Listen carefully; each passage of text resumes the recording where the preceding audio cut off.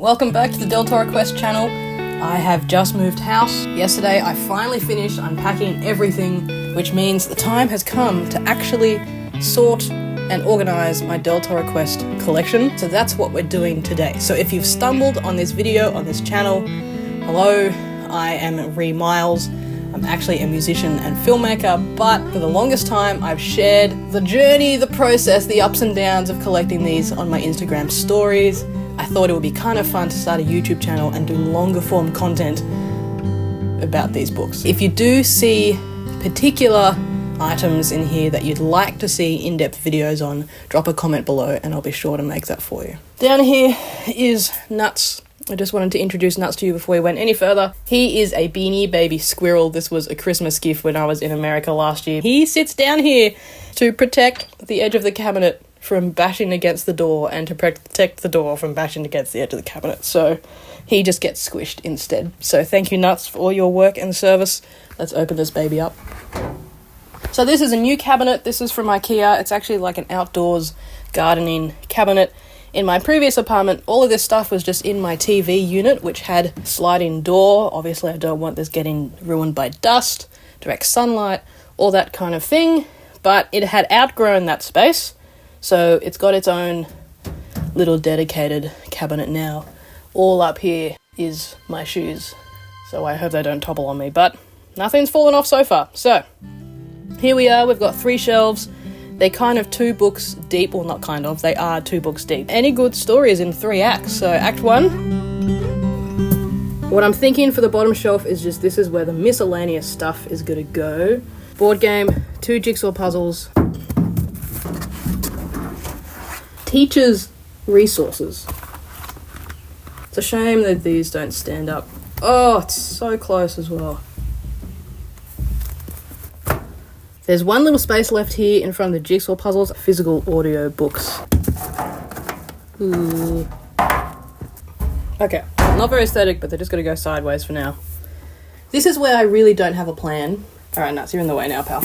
In an ideal world, we would be able to divide this into Australian releases and everything else. I don't have a lot of everything else, so that might not be the most useful way to do this.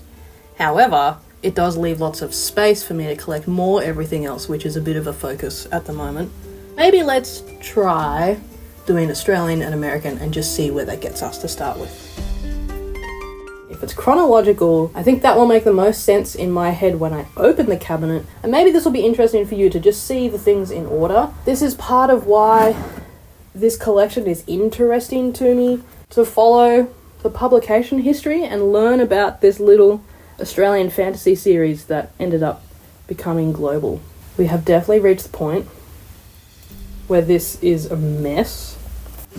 First thing we learn about the publishing history is that they weren't planning on doing more books. This was a standalone series, and you can tell that because it's just empty spine, and in everything subsequent, they start labeling on the spine Series 1, etc., etc. With the arches on the front, then we have Series 3, which has the 3D covers. They have to change the covers to be rectangular, and then they go back and reprint everything else.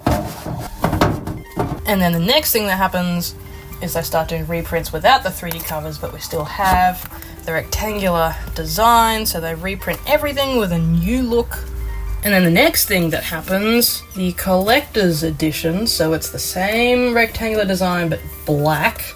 I don't have many of these. I regret not buying these as they were coming out, but I was a bit busy as a teenager spending my money on ukuleles and the like, so here we are. But if you walk into an Australian bookstore, they're going to have black covers with a rectangular design, and that's left over from that rebrand when they hit 15 million copies sold. Let's get the Star of Deltora series, which was a spin-off series. Appendices. Look at all this space I still have. I could double the size of the Australian part of my collection and still have enough space in this cabinet. I think that's really exciting. So what do you think, Nuts? Time for level 2? Let's do our big omnibus books first, get them in the corner, out of the way. What I mean by that is this is all 8 books in Series 1 in one volume. 2006, cover illustrations, 2000, 2004, and 2006. I think that means the back cover is copyright 2000. This is the original with the arch design. I think probably the 2004 copyright is the rectangular border on the front cover. This was, again, when they re-released things with the 3D holographic covers. They had to redesign the borders. They got rid of the arch and introduced the rectangle. And then this image itself is new for this edition, so that's going to be the 2006 copyright. See? There's like a history of the publication of these books on, isn't this fascinating? Series 2, same thing. It's got the original arch design on the back, but the rectangular redesign on the front, and a new image maybe? Or is this... No, this is not a new image. I guess the budget got lowered. And in Australia, they didn't change anything about the designs for the hardcovers until the 21st anniversary editions. I won't go into these in detail. Go see the video on this channel about these. Oh my gosh, it's the garbage truck. I don't care how old you are, watching the garbage truck is very fun. Anyone who says otherwise is lying.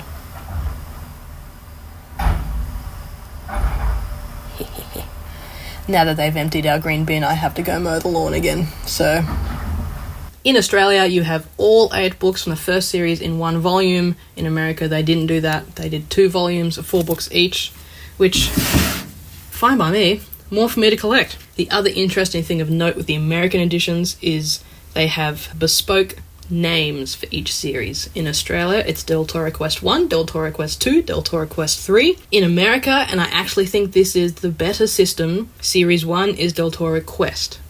Series 2 is Deltora Shadowlands, and Series 3 is Deltora Dragons. I think that's clearer. Next, we've got a few different versions. They have collector's cards inside. After that, they re-released them less shiny without collector's cards. And they also kind of give up on the spine idea in America, so it's just...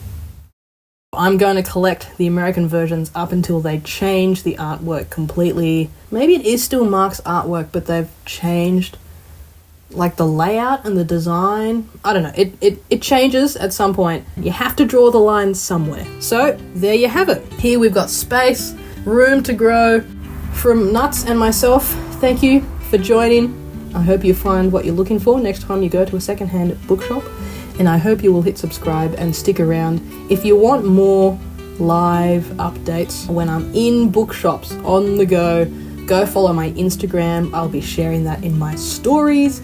Otherwise, stick around on this channel if you just want the long form.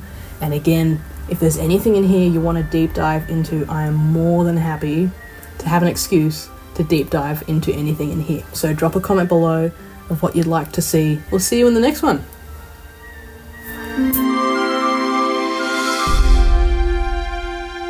Do you want to give us a summary so far, Nuts, of what we've done?